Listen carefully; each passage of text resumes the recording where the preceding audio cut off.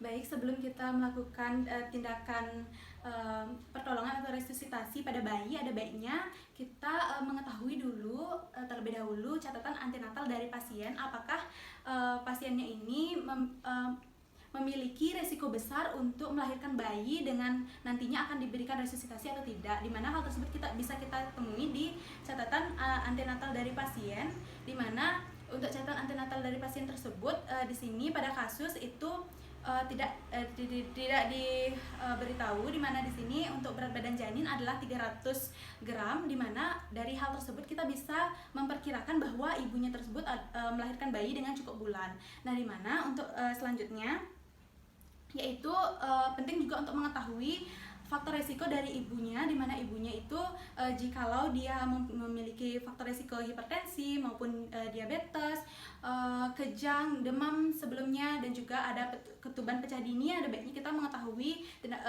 hal-hal tersebut. Nah, di sini pada kasus diketahui bahwa hal tersebut normal. Nah, untuk yang kedua yaitu di sini saya adalah Dr. Widya, dokter yang pada saat ini akan melakukan tindakan pertolongan pada bayi, dan nantinya jika ditemukan adanya kondisi yang mengancam bayi, maka akan saya lakukan tindakan yaitu tindakan resusitasi bayi tersebut. Nah, kemudian selanjutnya di sini akan saya mempersiapkan alatnya terlebih dahulu, di mana saya sudah mempersiapkan alatnya yaitu termoregulator, alat untuk mengkontrol termoregulator ada inform warmer yang sudah saya nyalakan 30 menit sebelum persalinan bayi, dan kemudian saya sudah mempersiapkan 3 buah kain ataupun handuk untuk mengeringkan bayi, dan 2 handuk untuk mengeringkan bayi, dan juga 1 handuk untuk mengganjal di bagian bahu bayi, dan kemudian saya sudah menyiapkan topi sebagai alat supaya kepala bayi tetap hangat, dan kemudian di sini juga saya siapkan plastik untuk mengantisipasi bayi, tetapi pada kondisi saat ini karena bayinya itu lahirnya tidak prematur, jadi tidak saya gunakan. Dan kemudian selanjutnya yaitu saya mempersiapkan alat untuk airway atau jalan napasnya dia itu saya siapkan suction, dan juga sudah saya hubungkan dengan mesin suction dan juga alat penghisap. Dan kemudian untuk breathing atau pernapasannya itu saya sudah mempersiapkan alat yang bernama ambu bag yang sudah saya sambungkan dengan reservoir dan juga tabung oksigen. Dan kemudian untuk alat circulation itu saya sudah mempersiapkan spike yang dengan berbagai ukuran, dan kemudian untuk drugs itu saya sudah menyiapkan epinefrin, dopamin, dan juga butamin untuk menaikkan heart rate dan juga menaikkan dari tekanan darah dari pasien. Dan juga untuk yang terakhir yaitu saya setelah mempersiapkan equipment di sini itu ada stetoskop dan juga ada oximeter, ada glukometer, dan juga ada stopwatch. Dan selanjutnya yaitu saya telah melepaskan perhiasan dan juga jam tangan, dan di sini juga saya sudah menaikkan lengan baju saya dan juga tidak menggunakan kerudung. Dan selanjutnya saya akan melakukan tindakan aseptik terlebih dahulu, di mana tindakan aseptik ini akan saya lakukan sampai ke area siku, sehingga area siku saya terjaga kebersihannya sehingga tidak membuat pasien tersebut ataupun bayinya nanti terkontaminasi seperti itu. Di sini saya melakukan 6 langkah cuci tangan. Ketika sudah selesai melakukan 6 langkah cuci tangan, saya akan menggunakan apron dan juga masker dan handscoon di paling terakhir.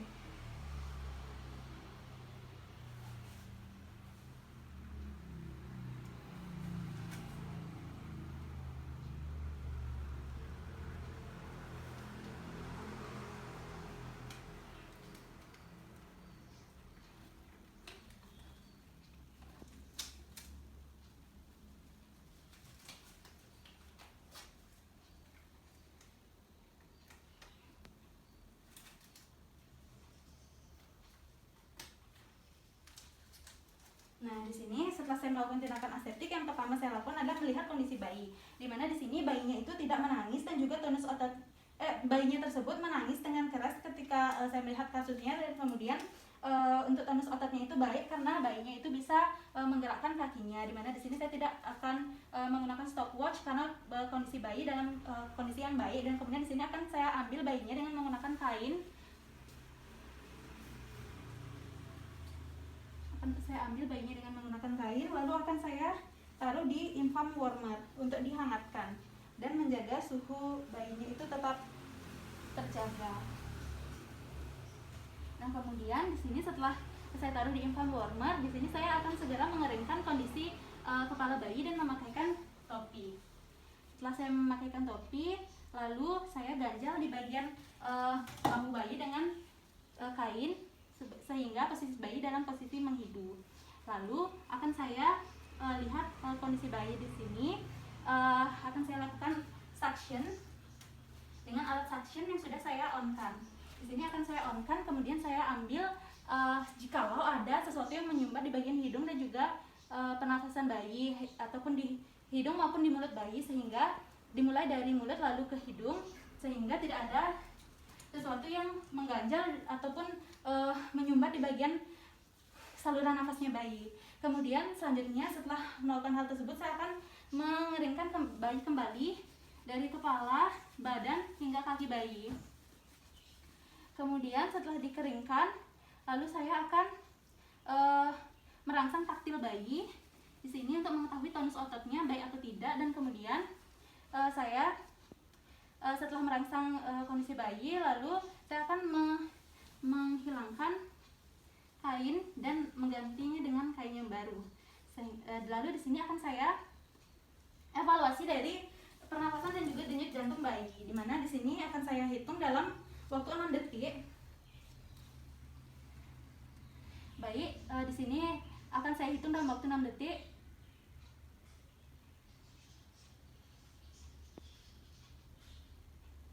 Baik, di sini setelah saya menghitung denyut jantung dan juga menilai pernapasannya, di sini saya menemukan bahwa denyut jantungnya itu adalah 11 kali, di mana nanti akan dikalikan 10, saya 10, yang berarti 110, yang menandakan bahwa denyut jantung bayinya itu normal. Dan kemudian untuk pernapasannya di sini saya tidak menemukan adanya apnea dan juga tidak ada indikasi dari menggap-menggap dan juga tidak ada suara tambahan, yang berarti di sini airway-nya itu normal, clear, dan juga pernapasannya itu baik. Dan kemudian untuk indikasi dari apnea-nya itu tidak ada, kulitnya di sini normal, merah muda. Dan kemudian untuk indikasi dari mekonium di sini, karena di kasus tidak diberitahu ada atau tidak mekonium, jadi jika ada dan jika kondisi bayinya itu normal dengan denyut jantung lebih dari 100, maka kita bisa melakukan suction di bagian hidung maupun mulut bayi. Dan kemudian jika kondisinya itu buruk ataupun denyut jantungnya kurang dari 60 dan kita harus melakukan pemasangan laringoskop dan kemudian mengambil mekonium tersebut menggunakan alat mekonium aspirator. Nah, di sini kemudian untuk tindakan bayi selanjutnya, yaitu di sini bayinya sudah airway-nya sudah bagus, breathing-nya sudah bagus, circulation-nya sudah bagus, maka kita akan lanjutkan ke memberikan bayi ini ke ibunya di ruang perawatan bayi dengan memperhatikan hal-hal sebagai berikut. Yang pertama, dengan menggunakan memperhatikan stable, yaitu S adalah memperhatikan gula darah bayi, di mana gula darah sewaktu itu sebaiknya adalah 50-100. Yang kedua yaitu T atau termoregulatory, di mana suhu aksial yang sebaiknya adalah 36,5 sampai 37,5. Selanjutnya ada airway-nya adalah clear, yang kemudian ada B-nya ada blood pressure-nya itu capillary refill time-nya itu kurang dari 2 detik, dan kemudian ada laboratory, yaitu di mana nanti jikalau memerlukan kondisi laboratorium maka akan dibawa ke laboratorium. Kemudian untuk yang terakhir yaitu ada emotional support untuk ke orang tuanya, di mana di sini saya akan melepaskan APD terlebih dahulu dan kemudian membersihkan tangan saya ataupun melakukan tindakan aseptik.